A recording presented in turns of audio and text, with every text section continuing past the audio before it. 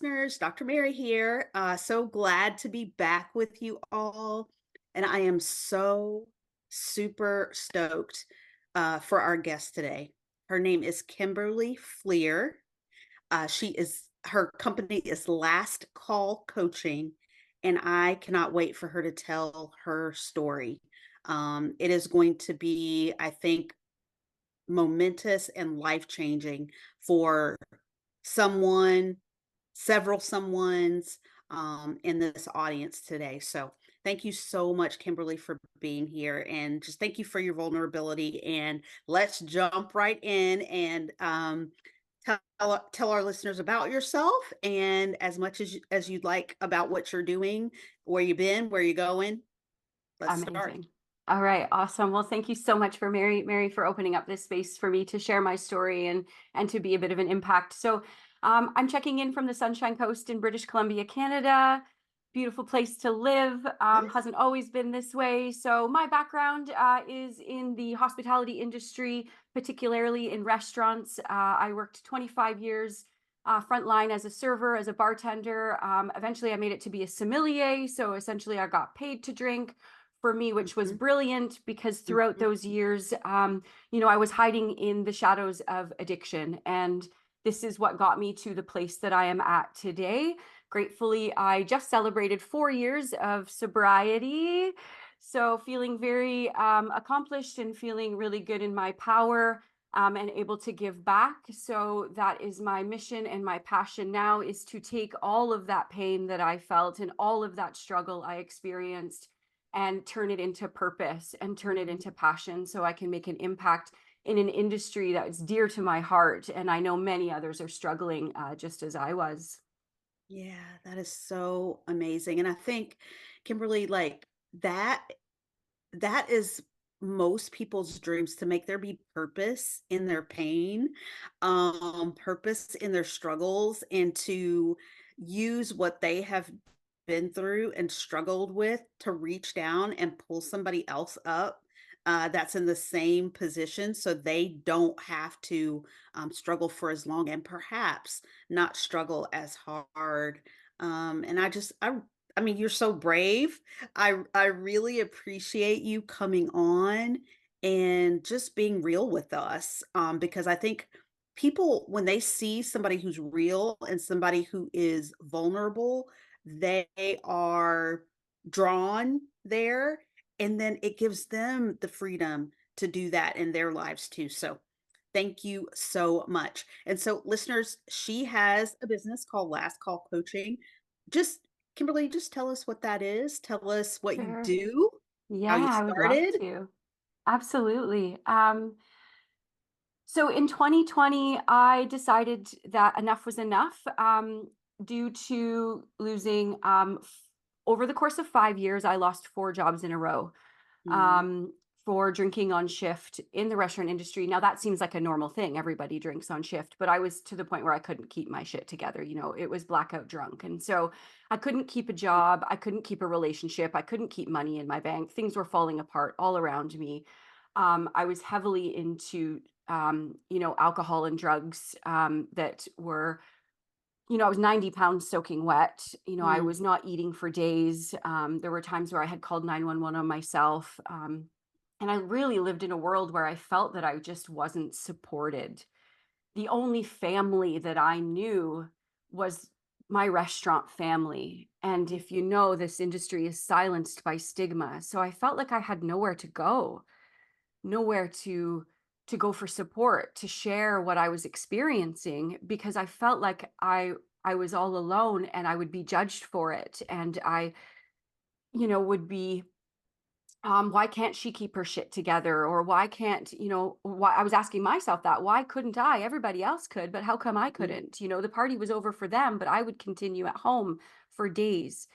And so, by the help of no employer, I finally stepped out of the industry for about a year. And in that year, I worked for another company. And I took the leap. I got myself a coach, a spiritual coach, a recovery coach. And I took the leap in 2020 and I said, enough's enough. I'm doing this. It's either life or death. mm, And I started doing the work, showing up.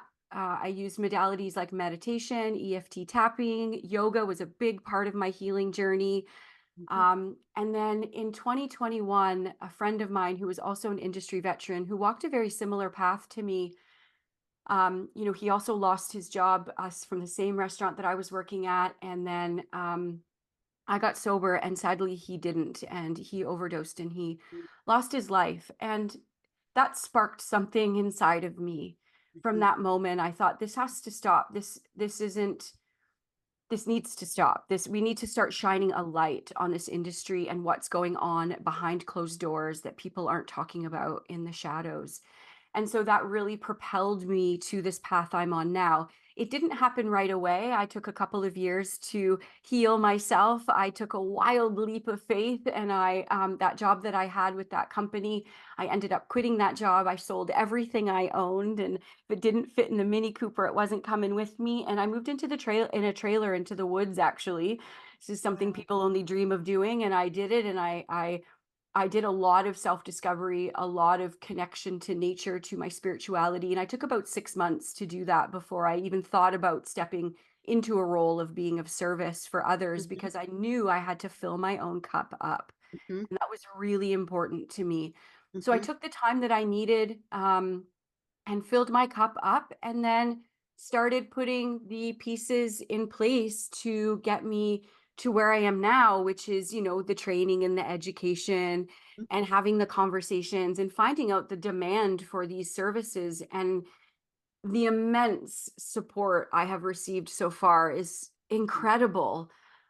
People are starting to come to me and say, like, what are you up to? And nobody else is doing this, and it's so needed. And so what's happened with that is Last Call Coaching has now been created, to be a support and to be a place where people can come, who are in the industry, who are struggling with substance use and alcohol related issues. Wow. Amazing. So something really struck me as you were talking, Kimberly. You said that, or I think I heard you say that you felt like for some reason you couldn't keep yourself together in the restaurant industry with your addiction. And you also said that everyone else around you was addicted too, or not everyone, many people around you, that you didn't get support because it was so highly stigmatized. So, because of the fact that you didn't have as much control over your drinking and drug use, you were stigmatized by the people who were doing the same thing but could hide it better. Did I hear that correctly? Yeah, and it absolutely, yes. It is very highly stigmatized. There were times where I was downright bullied. The Oh. gossiping, talking behind the back, absolutely. Um, it Hmm. seems, and not from everyone who was out there partying with me, other people too on in the staff that may not have been raging alcoholics, but certainly weren't helping support me in any way, not offering resources. And clearly, I was showing up in a state where I needed help. Oh. I can name countless times where I would show up and be crumbling on the inside and have to maintain smiling pleasantries with people, and pull off services without anyone knowing what was going on the inside. And this is the thing about the industry. We experience, adversity and trauma in our life, and it's not acknowledged, and we have to keep on keeping on without any supports in place or anyone to talk to. Mhm. I remember when I lost my father in 2018, and what I experienced from other staff snickering behind my back would make anyone squirm in their seat. Mm. Because I was a big partier, and I was out all the time drinking and drugging. But when my father passed, there was, gossipers saying that I use that as a reason to continue to party and to take time off work. And that's just one small example, but this is what's happening behind the scenes, is this bullying and this stigma, Wow. of using and drinking, that it's normal. It's just part of the culture, Hmm. is Hmm. what sadly is happening. Hmm. And so everyone does it. However, if you are not as able to compensate or hide it, then you are sort of put out there as a scapegoat, as someone who's weaker, as someone who um, can't keep it together, as well as the other people who are addicted and using. And you become like a source of mockery for them, or became a source of mockery for them. And can only think that that would make the use more ramped up. That's not, a environment where it seems like it would be conducive to getting off of whatever substance um, you are abusing. Absolutely. There was no space to communicate about it. There was no open Mm, door. There was no, not even the simple question of, do you need help or is everything okay? How mm, are you doing? You mm, know, this simple open communication, open dialogue. I don't ever recall being offered resources, never offered. Again, it's just, it's very normalized and it's stigmatized. mhm. Um, Normalized and stigmatized at the same time. at the same That time, isn't that a conundrum? that is a conundrum. That is crazy making. That Yeah. is toxic. Yeah, yeah, absolutely toxic.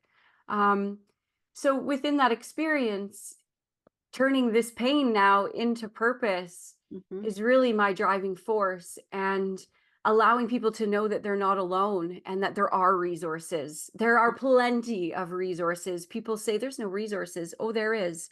But mhm, there's just a lack of implementing them. There's a lack of being comfortable talking about them. mhm. I had a conversation with someone whose husband was a restaurant owner and a chef, and she said, but if the staff are coming to him with problems, he doesn't know how to deal with them. And my response is, we don't have to be therapists or coaches to deal with the staff. We need to be the resource. We Yeah, need to just listen. Just yeah. listen with a little bit of empathy and compassion to what they have to say, because I'll tell you, I just wasn't seen or heard. And if Mhm, I was seen, or heard, it was misunderstood. mhm, And so if I was mhm, just acknowledged with the respect and kindness, and mhm, just to be able to express how I was feeling, likely would have helped. And then taking it the next step and just offering the resources, holding somebody's hand to the coach, to the therapist, to mhm. the right resource pathway for that individual. We don't have to all become therapists or coaches. We just No. need to become compassionate leaders, and Mhm, taking our team's well-being just as important as every other corner of the restaurant. mhm. And developing partnerships with those resources, like, hey, can you come and talk to our staff like once a quarter about what you have to offer, and just bring in your town, in your city, like the different resources that are available, so that even if the employees don't feel comfortable coming to the boss, they know what the resources are. They know there's And somebody readily available, correct? yeah, Yeah, yeah, yeah, yeah. And that's, I yeah. think, the missing link is that you could even, yeah, I mean, there's so many ways to take this, but having like a recovery champion on staff, somebody that can go Mhm, to that's mhm, comfortable. Even just the acknowledging and the awareness that this is happening is already helping people. mhm, Conversations like this, mhm, it seems like it's just a conversation. It's more than just a conversation, because it's shining a light on what nobody wants to talk about. mhm. And it's a lifeline for someone. Absolutely a lifeline for someone. Mhm, Absolutely. mhm. So tell us about I mean, obviously we can kind of see how you got into coaching, but really, like, what were you had to heal yourself. You had to put your oxygen mask on before you could help someone else put theirs on. But what was the path to that after you came out of that trailer in the middle of nature? It was pretty magical. So I came out and I moved into a structure. I got out of the Uh-huh. trailer life and I came and I got a little cabin. I started school. Like I took two separate recovery coaching certifications, one through a Canadian organization called Still Here, and another one through an American organization called the Net Institute, which is the IAPRC. Mhm, And then I discovered a program where I could become a facilitator of addiction awareness. So I just started filling my educational tool belt mhm, because I had spent so much time filling my self care tool belt and everything I needed for my own self. I knew those practices could easily be, shared with others, but I wanted to get, the education piece and the training piece. However, the lived experience, I believe, is far greater than what any textbook could ever teach me. mhm, But I was ready to get myself back into the learning environment and to learn from others who had walked the path previously. mhm. And then through that experience, I hadn't really decided yet which direction to take the coaching practice. And I was brainstorming ideas, and it was like kind of like call it a two by four when the universe kind of hits you with something that you can't ignore. You just can't ignore it, even though, and it was last call because I was trying to think of something that was catchy, that was relatable to the restaurant industry. And so that kind of started the ball rolling with the branding and the idea of what this may look like. And Mhm. originally, I really wanted to help just one-on-one individuals, coaching them like I was myself. So servers, Sure. bartenders, chefs, and helping them one-on-one. But then I realized the greater impact can be made by starting to talk to employers as well. So I do the one-on-one coaching, but I really wanted to make a greater impact. And I thought, if I can get in front of the organization, then I'm getting in front of all of their staff. So everybody as a collective is aware that these resources exist. So I started creating training packages or sorry, like training packages and workshops Mhm. around these topics of addiction awareness and recovery, and that it is possible. And so Mhm. now I'm really focused on getting employers. There is a little bit of an accountability piece. I believe that employers should be accountable, especially in an industry that is fueled by alcohol use. It's very Sure. accessible. And because it's been ingrained in the culture, we have to address it from the core. Mhm. Yeah. So I kind of pivoted and restructured the business to encompass organizations as well as one-to-one coaching. Okay. So you coach individuals who reach out to you that are struggling, or maybe not actively struggling, but want to kind of do what you did, pick up the pieces and move forward. Um, and you go into like almost it sounds like be a consultant for these different restaurants, bars, etc. So how is it received? Like when you go into it, it reminds me of that television show, Bar Rescue, but you're not Yeah, rescuing the yeah. bar, you're rescuing the people. And so but in that show, a lot of times there's a lot of pushback, at first when the guy goes in. So how does it go? How are you received when you go into these spaces? Not as the addicted server, but the You kind of broke up there, but I'm pretty sure I understand the question. Being received as like a coach consultant as opposed to the server. Mhm. And it's really interesting because I thought when I first started, everyone's gonna love me and everyone's gonna want to talk about this and I'm gonna change the world.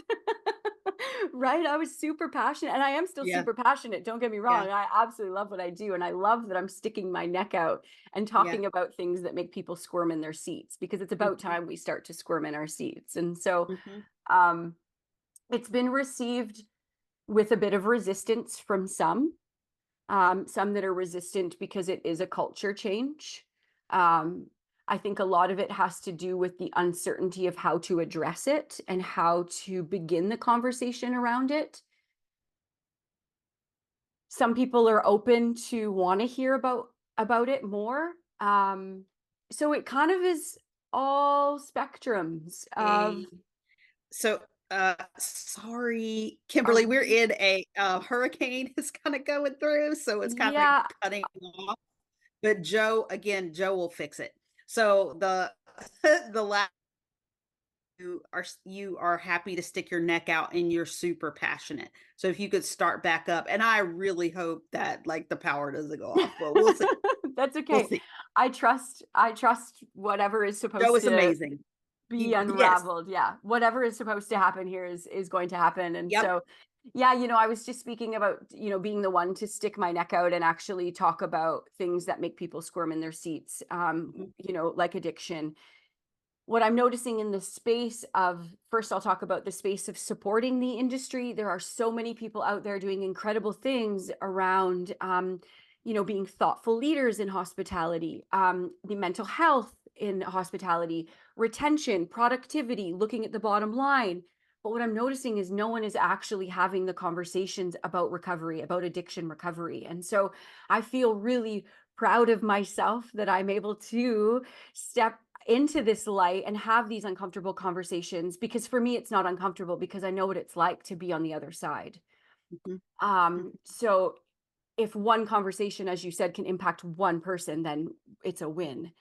mhm, Now, what I'm finding with organizations is, yes, there is resistance to having these conversations, and I think the reason to that is just the uncomfortability of creating and crafting a language around it, so being unsure of what to say for fear of um for fear of being stigmatized, for fear mhm, of maybe saying the wrong thing, because mhm, it is such a vulnerable, sensitive topic. And that's when I want to reassure these organizations that that's what I'm here to do, to build that language, to help with that narrative, to make it more comfortable for these organizations to begin the process of implementing some kind of addiction awareness training. There's mhm, also one thing I'm finding is the legality part too, right? So compliance. So people are afraid of, mhm, especially in the States, of being sued, of things like that. But there's actually the other side of that stick.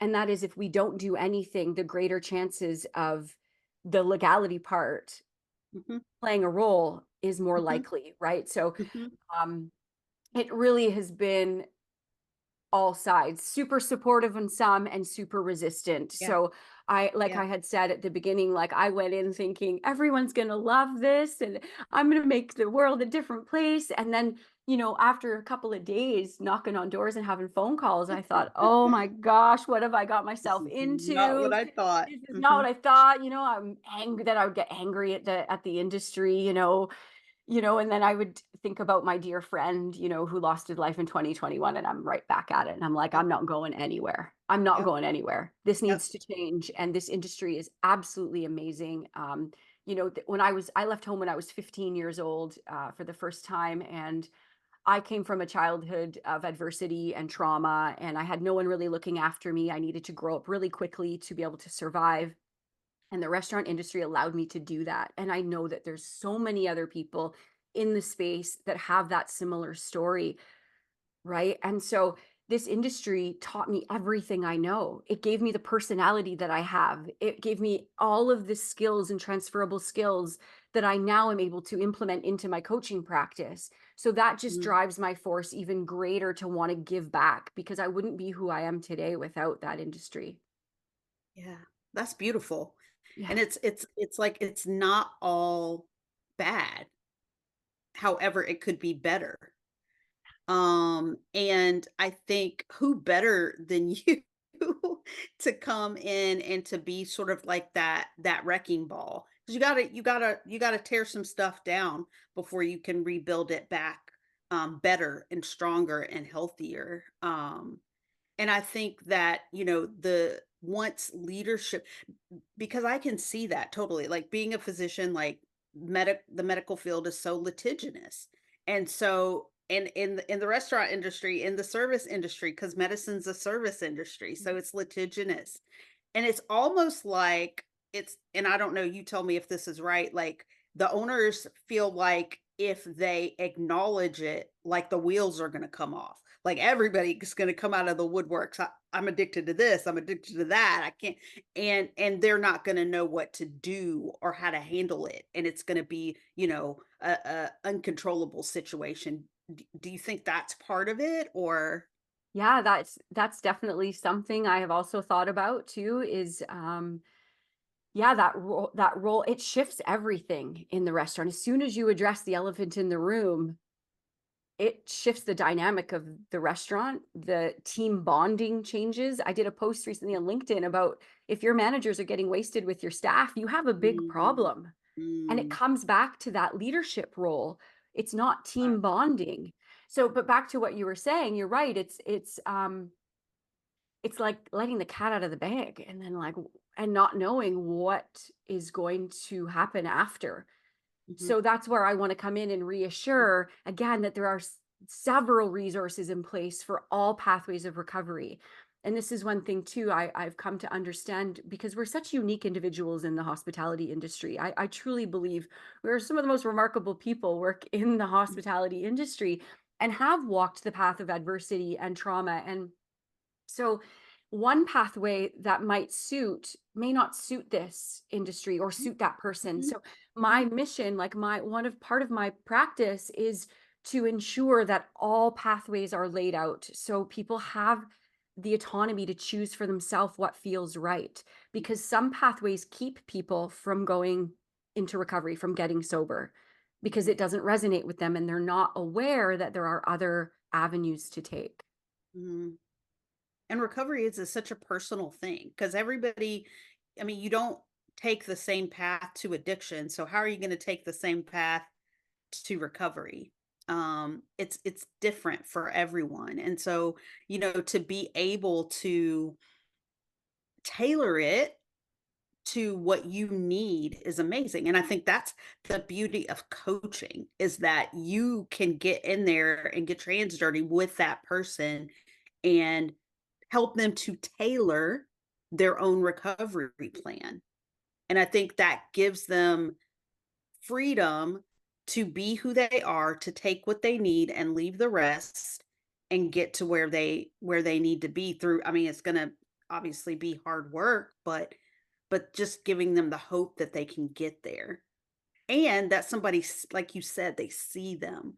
I hear you, I see you. I mean, everybody wants that, right? And especially in addiction's a shame-filled thing. You feel like you did it to yourself. You are weak. You can't, and so to have someone be like, "No, I get it." It's just amazing. It's Yeah. amazing what you do. And I really love what you said just about like that forward move, like the coaching, the coach approach, really allows people to self inquire and to realize that if there's there's a lot more to life than that door, that revolving door that a lot of people in the restaurant industry find themselves in. And with the coaching process, it allows us to slow that down and to start asking those self inquiry questions about what is it that you want to create for your life? What do you want to experience? And how can we do it and stay in the industry? So, Mhm. this is another part. I'm not here to, I love the restaurant industry. I walk in a restaurant, it's like I can work a room. I still do it. I did it in the summer twice a week because I love to do it. I still serve tables and I do it from a sober perspective, and it's incredible the level of service I'm able to give, but also sharing my story at the same time is so impactful for those I'm serving. And so allowing the people who are struggling right now to know that there's hope. They don't have to leave the industry that they love. We just need tools in our belts to cope with the triggers, to cope with the accessibility, to cope with the stigma, and to be a part of the change. Mhm. I'm here to hold the hand. As I say, like my clients have the keys. I'm just going to show them the door, Yeah, yeah. you know? And most people don't, and you correct me, they don't come to the restaurant industry and get addicted. They gravitate to the restaurant industry because it is a place where they can be addicted and sort of hide. Is that Yeah. This is absolutely yes. This is the thing. And I know like there's a lot of, there's a lot of things out there that say like the restaurant industry causes this and causes that. And Mhm, certainly it's an added, level of stress and burnout. However, I believe it does attract. It is a playground for people who, like myself, had experienced trauma and adversity and needed somewhere to escape. I Mhm. got all the attention that I never had as a child. People Uh, loved me, right? Instant gratification all day, every day. yeah. People pleasing, like I, would go over and above for everyone. Please like me, please like me. So Wow. that, right? So all of these things that were um fragments of my childhood were just coming with me, and Mhm. I didn't see it at the time, but it was perfect because it made me forget about everything that had happened to me. It was like the mask. So Mhm. it definitely does attract those, and that's why, again, I'm going to come back and just say that's what we need to acknowledge. Like, I want everyone to know they're not alone. Mhm. Mhm. And then You're not the only something, person. yeah. And this is another part of my mission, is to start in the preventative. So the next generation that's coming through for this industry, to start in culinary schools, start putting curriculum together, start having awareness around recovery and addiction Mm, before they hit the ground running. So anything that's coming with them from their past can be addressed, or at least they know the resources are there mhm, if they're ready to address it. Right? So I mhm, really want to hit that preventative too, mhm, because our future generation, the restaurant industry is an incredible experience. So mhm, many transferable skills. You can learn so much about yourself. I think mhm, everybody in the whole world should work one day in the restaurant. They would mhm, learn a lot. mhm. You'll find out about how patient you are, how Yeah. accepting you are, how able you are to think on your feet. Um, yeah, yeah. Totally. And I think, like I could talk about this for like hours. I This know is you so amazing. But so I think just like in medicine, different personalities gravitate towards different specialties. And in the restaurant industry, like you said, like people gravitate towards it for the reasons they're getting something out of it that they need, whether it's like being noticed, being looked up to, instant gratification. And like you said, in culinary school, if those things are talked about early and often, then even if you're not addicted when you come to culinary school, I feel like once you get into the stressful environment of the restaurant and you haven't dealt with your trauma, like there's probably, I don't know any specific statistics, a way higher incidence that you're going to be addicted soon or within the time that you work there eventually. And so if you can bring awareness to this in culinary school, in those institutions that are training the servers and the chefs and the sous chefs and all of the sommeliers, like you said, Mhm.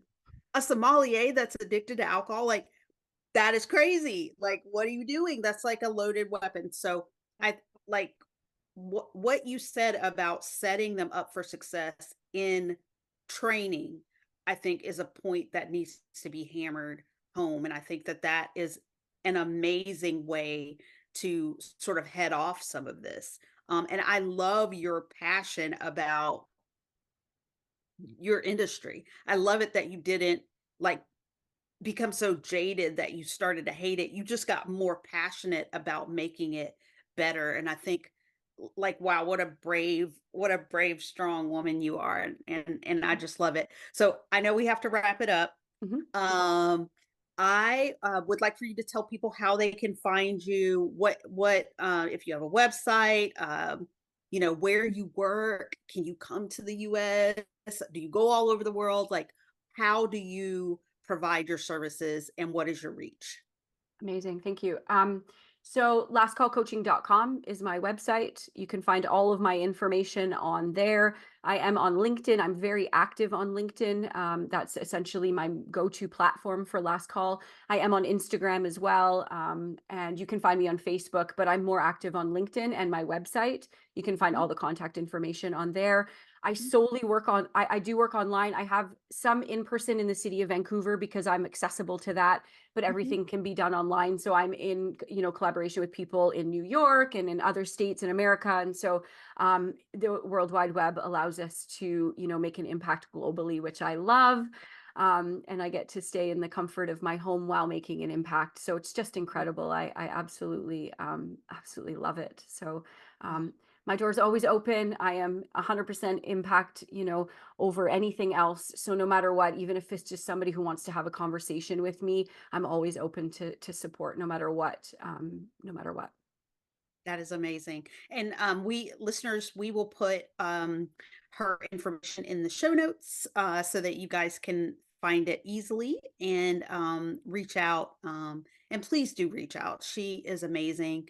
And there's no judgment there. Obviously, I think you can tell. So thank you so much, Kimberly, for coming on. Thank you for being so vulnerable and just so real, and your passion is contagious for what you do.